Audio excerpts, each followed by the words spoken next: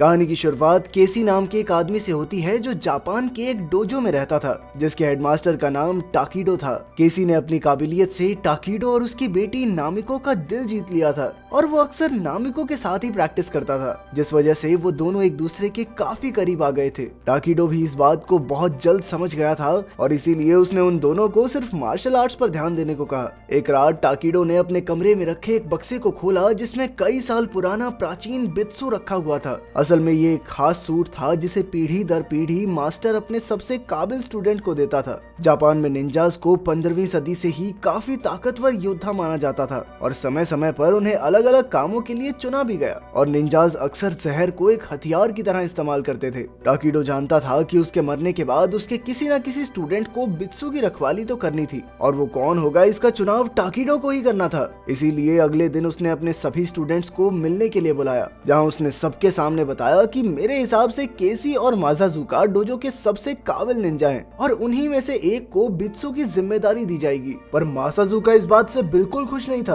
क्योंकि वो खुद को केसी से ज्यादा काबिल और ताकतवर मानता था और साथ ही उसे केसी और नामिको के बीच बढ़ती करीबी से भी बहुत ज्यादा जलन होती थी। वहीं दूसरी ओर केसी अपने माता पिता के गुजर जाने के बाद बचपन से ही डोजो में रह रहा था और उसने अपनी मेहनत से खुद को सबसे ज्यादा ताकतवर बनाया था। उस दिन के बाद से ही केसी और मासाजुका अपनी अपनी तैयारी में लग गए, लेकिन केसी हर रोज देर रात तक मेहनत करता, जिसे देखकर सभी लोग हैरान थे। लड़ाई से एक रात पहले मासाजुका ने केसी को उसके बीते हुए कल के बारे में याद दिलाकर नीचा दिखाने की कोशिश की, लेकिन तभी टाकिडो भी वहां पहुंच गया और उसने मासाजुका को उसकी इस गलती के लिए काफी डांट लगाई। अगली सुबह सभी स्टूडेंट्स के सामने टाकिडो ने केसी और मासाजुका के बीच होने वाले मुकाबले का ऐलान किया और इस मुकाबले को जीतने वाला ही डोजो और बित्सु का अगला वारिस होगा। मैच शुरू होते ही मासाजुका ने अपने दिल में भरी हुई नफरत की वजह से केसी पर जोरदार हमला करना शुरू कर दिया और जैसे ही टाकिडो को उसकी इस नियत के बारे में पता चला तो उसने मासाजुका को वहीं रुकने को कहा,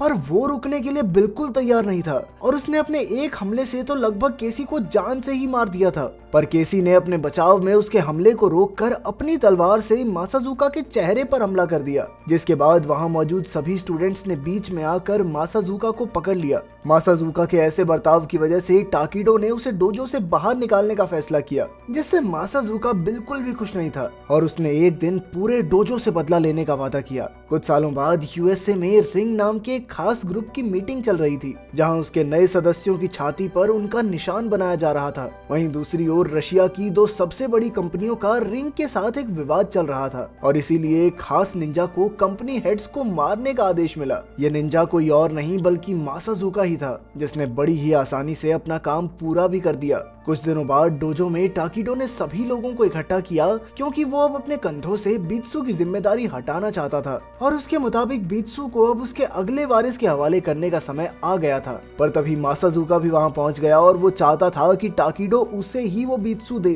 पर टाकिडो ने ऐसा करने से साफ मना कर दिया। उसने मासाजुका को फौरन वहां से जाने का हुक्म दिया। मासाजुका ने उसे दोबारा याद दिलाया कि अभी तो जा रहा हूँ, लेकिन बदला जरूर लूंगा। उसकी ये बात सुनकर टाकिडो समझ गया कि जल्द ही उनके ऊपर हमला होने वाला है और इसीलिए उसने बित्सु को संभालने की जिम्मेदारी केसी को दी, क्योंकि उसके मुताबिक सिर्फ केसी ही नामिको और बित्सु का ध्यान रख सकता था। जिसके बाद केसी और नामिको बित्सु को लेकर न्यूयॉर्क पहुंच गए, जहां उन्होंने टाकिडो के एक पुराने दोस्त प्रोफेसर गैरिसन की मदद से बित्सु को एक यूनिवर्सिटी में छुपा दिया। वहीं दूसरी ओर मासाजुका अपने हमले की तैयारी कर रहा था, पर टाकिडो पहले से ही उसकी नियत के बारे में जानता था और इसीलिए वो पूरी तैयारी के साथ मासाजुका का इंतजार कर रहा था। वहीं दूसरी ओर केसी अमेरिका में बेफिक्र होकर गैरिसन को अपने बचपन की कहानियां सुना रहा था। उसी शाम मासाजुका ने डोजो पर हमला कर दिया और देखते ही देखते उसने सभी स्टूडेंट्स को मार गिराया, जिसके बाद वो अपने मास्टर टाकिडो के पास पहुंचा। उसे बित्सु के न्यूयॉर्क में होने की खबर नहीं थी, इसीलिए वो टाकिडो को खत्म करके बित्सु को अपने साथ ले जाना चाहता था। पर थोड़ी देर बाद ही वो समझ गया कि वो इतना ताकतवर नहीं है कि टाकिडो को हरा सके, इसीलिए उसने कमरे की लाइट बंद करके अपने नाइट विजन का इस्तेमाल किया टाकीडो भी ध्यान लगाकर अपनी शक्ति का इस्तेमाल करने की कोशिश कर रहा था, पर तभी मासाजुका ने उसके गले में जहर से भरी हुई सुई मार दी, जिसके बाद टाकीडो को उसे डोजो में रखने के अपने फैसले पर पछतावा होने लगा। पर मासाजुका को अब इस बात से कोई फर्क नहीं पड़ता था और उसने एक ही बारी में टाकीडो को खत्म कर दिया। उसी वक्त नामिको भी अपने पिता को फोन कर रही थी, जिसकी घंटी मासाजुका को सुनाई दी, और जब उसने फोन पर गैरिसन का नाम देखा तो वो तुरंत ही समझ गया कि बित्सु को न्यूयॉर्क में छुपाया गया है, और उसने तुरंत ही अपने ग्रुप रिंग में फोन करके गैरिसन के बारे में पता लगाने को कहा। अगली सुबह गैरिसन के बारे में पता चलते ही मासाजुका वहां मौजूद सभी लोगों को खत्म करने चला गया। इस हमले में गैरिसन और उसका पूरा परिवार मारा गया, पर केसी और नामिको फिर भी किसी तरह वहां से बचकर भाग निकले।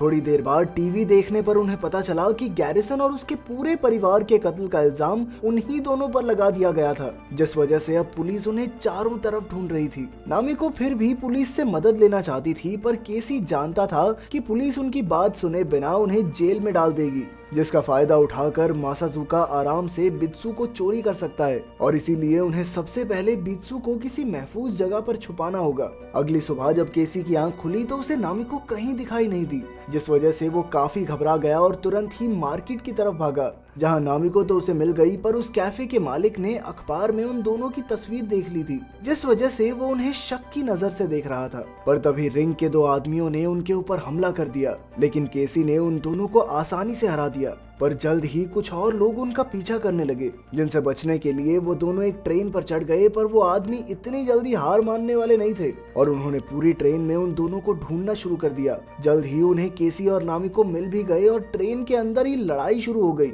लेकिन उन दोनों ने भी इतने साल डोजो में झक नहीं मारी थी। वो दोनों कमाल के योद्धा थे, जिन्होंने रिंग के सभी आदमियों को हरा दिया। पर जैसे ही वो दोनों अपनी जान बचाकर ट्रेन से उतरे, तभी पुलिस ने उन्हें चारों तरफ से घेर लिया, जिसके बाद वो उन दोनों को अरेस्ट करके पुलिस स्टेशन ले गए। पूछताछ के दौरान पुलिस को उनकी मासाजुका वाली बात पर भरोसा ही नहीं हो रहा था। उधर मासाजुका ने रिंग के ऑफिस में पहुंचकर केसी और बित्सु के बारे में पूछा, जिस पर उसे जवाब मिला कि उनके पास बित्सु का कोई सुराग नहीं है, और वहीं दूसरी तरफ केसी भी अब पुलिस की हिरासत में है। ये सुनकर मासाजुका को बहुत ज्यादा गुस्सा आया और उसने अपने एक आदमी को सबके सामने मार डाला, और साथ ही उसने उन सबको जान से मारने की धमकी देते हुए जल्द से जल्द बित्सु को ढूंढने को कहा। उसी रात मासाजुका नामिको का वकील बनकर पुलिस स्टेशन गया, जहां अंदर जाते ही उसने पुलिस स्टेशन की बिजली काट दी, और अंधेरा होते ही उसने एक एक करके पुलिस ऑफिसर्स को मारना शुरू कर दिया। उधर एक पुलिस ऑफिसर केसी को कमरे में ही बंद करके बिजली के बारे में पता करने चला गया।